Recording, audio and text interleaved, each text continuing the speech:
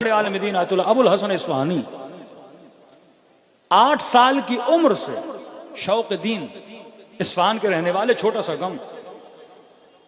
कहते हैं 8 साल की उम्र से मकतब में जाता था, दीनी तालीमात पढ़ता था। जब मैं 11 साल का हुआ तो वो तालीम वहीं तक थी और आला तालीम हासिल करने के लिए मुझे इस्फहान जाना पड़ता। तो अपने वालिद को कहा कि बाबा मैं इस्फहान चला जाऊं।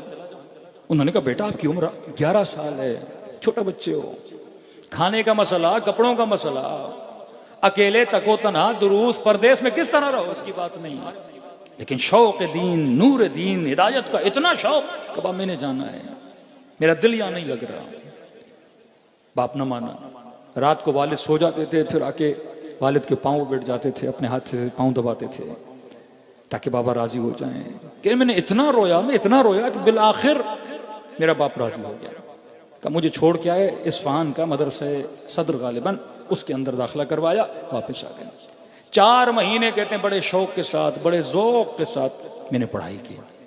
4 महीने के बाद सर्दी का मौसम शुरू हुआ, शदीद बर्फबारी इस्फहान में, मदरसे का सहन बर्फ से भर गया, गलियां बर्फ से भर गई, हुजरे ठंडे, कमरे ठंडे। कहते हैं इन 4 महीनों में मेरे ऊपर माल और रिज़्क़ की बड़ी तंगी आई। यहां तक कि कमरे में रोशनी जलाने के लिए शमा चाहिए होती थी, मोमबत्ती। गरम कमरा करने के लिए कोयले लेने पड़ते थे। खाना मेरा खत्म हो चुका, जो बची हुई सूखी रोटी थी उस रोटी से मैं अपना गुजारा करता था। कि इसी आलम में कमरे में कांप रहा था। और इन्हीं अयाम और दिनों के दरमियान मेरे वालिद गांव से उठ के इस्फहान आ गया था कि बेटे से जाके मिलूं। अब जैसे कमरे में आए तो कमरे में रोशनी नहीं, कमरा ठंडा पड़ा हुआ है, खाने के लिए कुछ नहीं, बेटे की आंखों के नीचे हल्के पड़े हुए हैं। का फौरन मेरे वालिद ने डांटना शुरू कर दिया, अबुल हसन मैंने पहले ही कहा था ये तुम्हारे बस की बात नहीं है। जिद लगा दी कि मैंने मदरसे जाना है, मदरसे जाना है, मदरसे जाना है। देखो क्या हालत बनाई है, खाने के लिए कुछ नहीं, सर्दी का मसला है, बीमार पड़ जाओगे, अगर कुएं हो जाता तो हम क्या करते माँ बाप।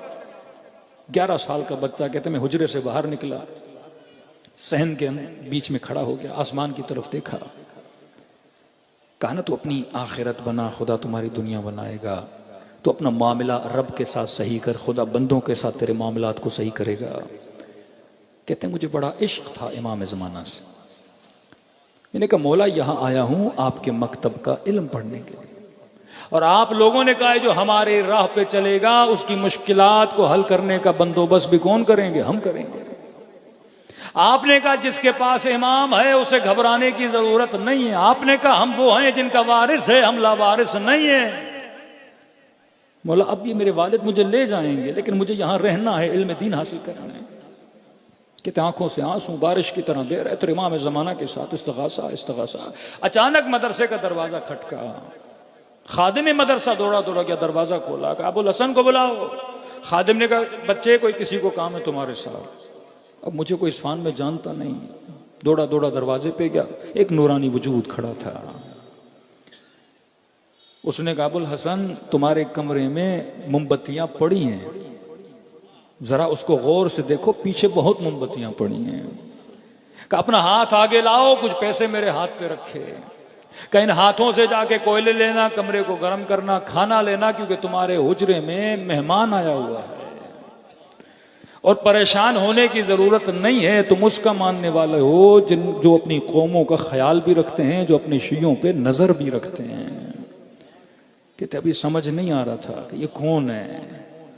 मैंने लिया, कमरे के अंदर गया, वालिद ने पूछा बेटा कौन था। मैंने कहा बाबा कहा मोमबत्तियां पड़ी हैं, कमरे में रोशनी नहीं थी, ढूंढा मोमबत्तियां मिल गई।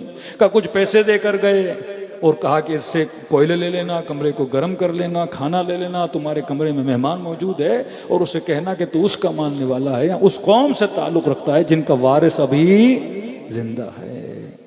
कहते मेरे वालिद खड़े थे, ये सुन के घुटनों के बल बैठे और ज़ारो कतार रोने लगे।